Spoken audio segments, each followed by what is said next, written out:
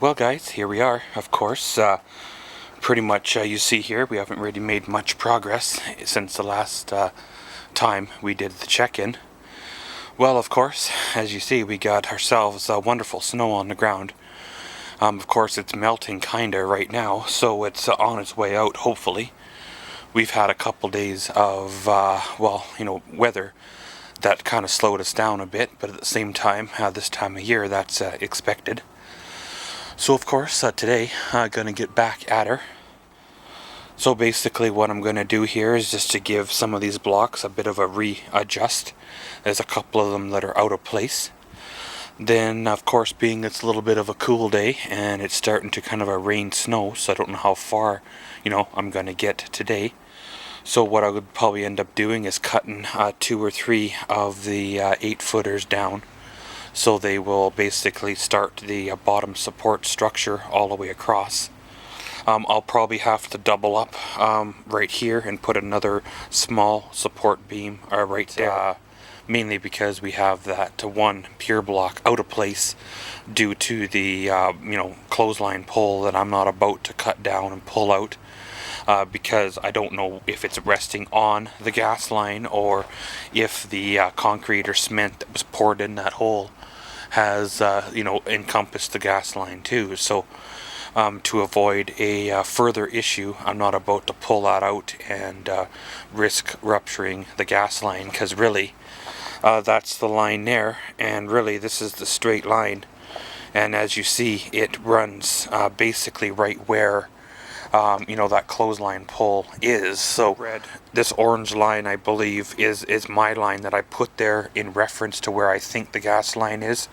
When I had them mark it out here in the fall, the line was right between this landscaping tie and that orange line. So I don't want to cause a huge issue, so therefore I will just lop that post off and leave it where she is. In real, you should probably take it out of there, but at the same time, again, don't want to cause huge problems. So pretty much, guys, of course, we got ourselves a bit of a cold, wet, muddy day ahead of us, of course. Gonna probably get in here, like I said, shift a few things out, and then we'll continue on with the project.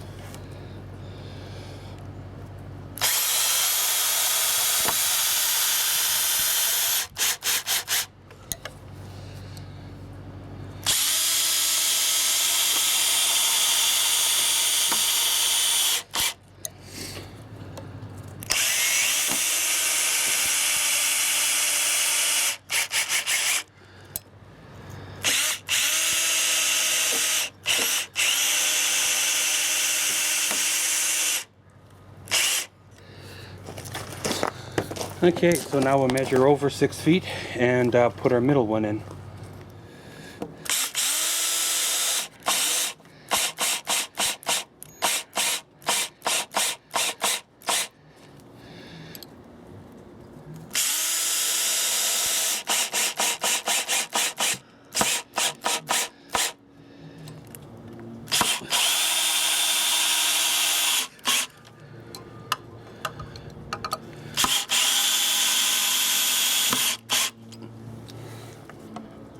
Okay guys, so when you're working by yourself, I had to use what I call my redneck third hand. Essentially what I did is I clamped a blocking, of course, on the bottom side, and basically the 2x6er rests on the blocking, which basically holds it in place. And then of course you run your screws in and you're good to go. You don't have to fight it, don't have to do anything. If you want to run your screws in on the other side, it's basically the same concept.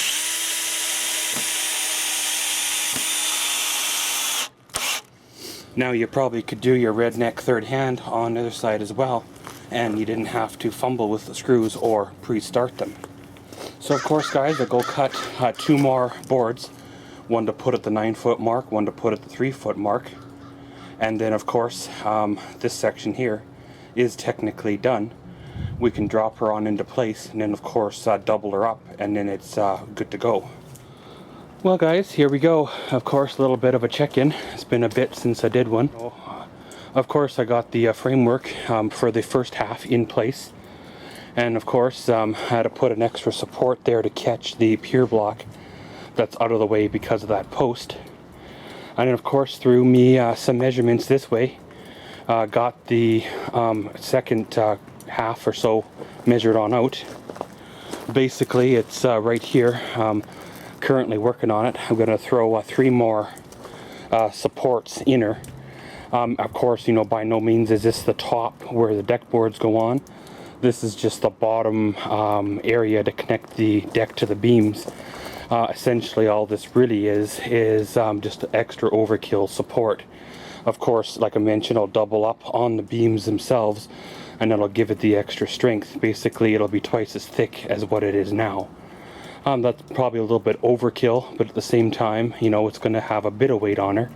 And by the time, you know, you get your barbecue and a couple of chairs, and, you know, maybe park the truck on here once in a while to do an oil change, it's going to have, you know, some strength.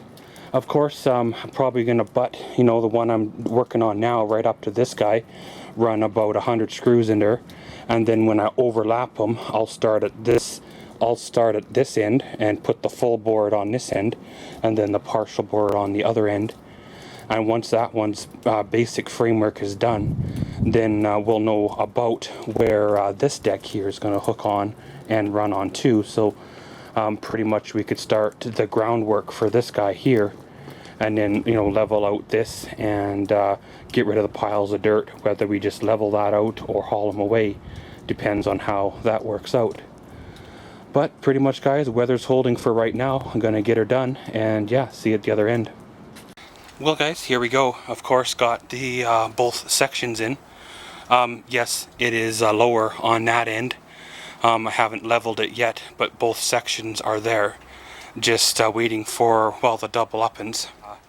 I've made a slight miscalculation on my lumber, so I'm gonna have to go back down to the lumber store, pick up some more lumber. Which is no real big deal, basically because, well, I have to pick up some longer 3-inch screws anyway. I ran out of screws. These ones here are a little closer spacing, almost floor joist height, if you want to say, and these ones here are further apart. So we'll see what we do. Maybe I'll throw some on the middle here, or maybe what I'll do is just leave them where they are. This guy here I reinforced a little more because, well, that's going to be where the barbecue is going to sit, and if I get a small bistro type table and such, this will be where it'll be placed too. And of course this will be where the big patio set will be as well. So really there's not going to be much activity here other than coming in and out of the door. But again, this is just the bottom structure. This isn't where the deck boards go on, so that's, you know, pretty good there. But like I said guys, got to make a run out to the lumber store, pick up some more goodies, and then we'll come back and you know, reposition a couple of things, and then start, you know, double up-ins and a few things like that.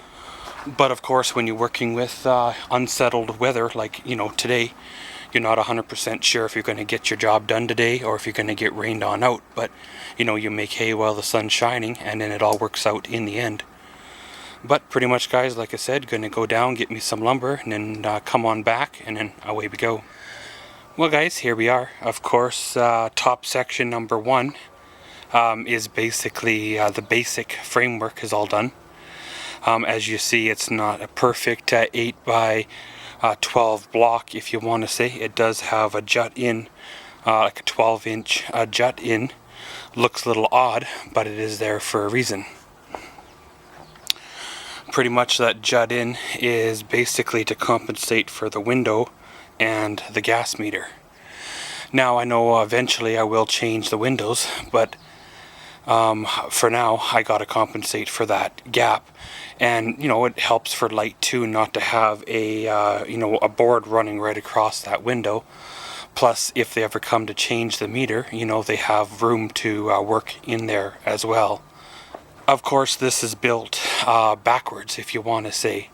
I can't just take this end here and swing it around in the hole. I'm going to have to stand her up and then spin it and then lay it back down. So it's all good. Right now at this stage it's universal. You can put it, you know, any way you want. It doesn't really matter. But, you know, if there happened to be another notch, just say something I cut up there, then that might have been where there could have been a problem. But pretty much, guys, all in all, it's going pretty good right now. Just setting up right now to build the second section. This section is like 8 by 10, so altogether it's going to be an 8 by 22 deck, which is a fairly respectable size for the main deck. And then of course the secondary deck is going to be like 10 by 10 or 10 by 12, depends on how things fall, you know. Right now I just got to cut the 2 boards for the ends and then measure over and cut a middle support for the middle, and then basically we can drop that in place, and then we can run our joist hangers you know, where we need them, and then basically cut a metric ton of you know, boards to go into the joist hangers, fasten them all down, and then basically away they go. I think what I'm going to do is I'm going to screw each joist through the plate, and then what I'm going to do is put the hangers on and then screw each joist to the hanger. So really, with all the screws in there, it shouldn't go, you know, anywhere, right? But pretty much, guys, I want to get a little extra weight on this here deck, see if she settles or bows a little bit. Then of course level her, make sure she's square and plumb where I want her to be. Of course, leveling it both north-south and east-west. Right now it's you know, perfectly level for east to west, but there might be you know, a little bit of adjustment for the north-south. So of course, guys, enough talking here. Going to get back at her, and well, next time I'll do a check-in. We'll have both halves setting on here, and basically ready for the floor joist to drop in. Okay, guys, so here we are. Got everything set up here for the first fasten. Pretty much, you know.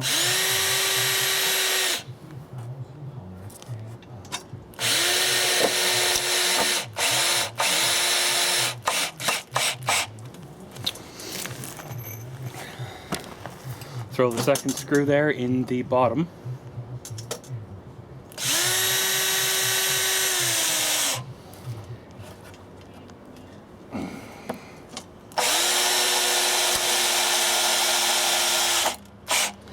Sorry about the elbow in the way, but I had to line that up before the screw would go in. You know, sometimes the wood's got a twist in it. It's just the way she is. Sometimes you can work with the twist, work it out.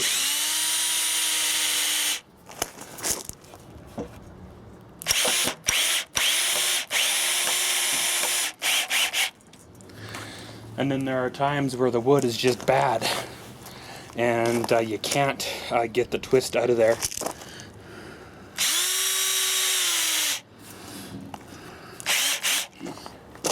An old trick that I've picked up along the way is to basically put something on the wood, like you know, a monkey wrench, even a pry bar, whatever you got, and basically bend the wood back into place as much as possible.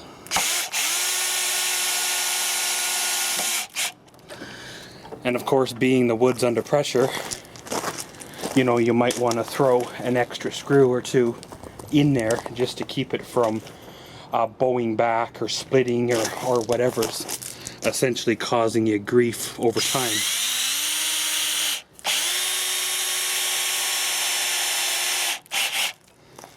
Well, guys, here we go. Got the sections in place here.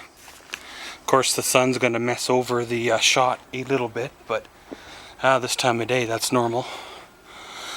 So of course, this first section is just set in place. Of course, I've got to throw a double, support beam right in here. Essentially, that'll keep this corner of the deck from, dropping.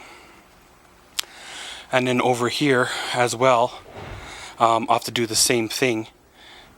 And then of course over here, they're not different in length. They're basically the same length or same width, I guess you could say.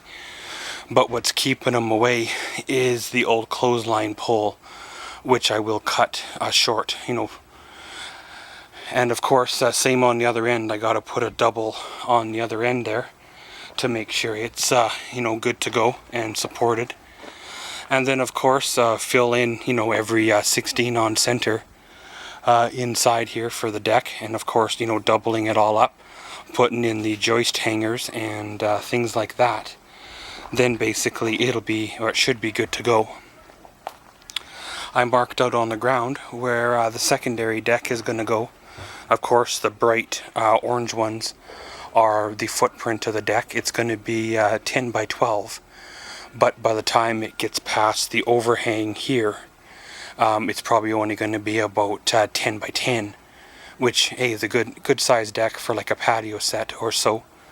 When I had the gazebo, I believe it was only 8 by 10, and it was a good length, but the 8 foot was too narrow by the time you got, a 6-seater patio set in there for anybody to walk around, especially with a railing, which this deck here this time probably won't have a railing on the lower section.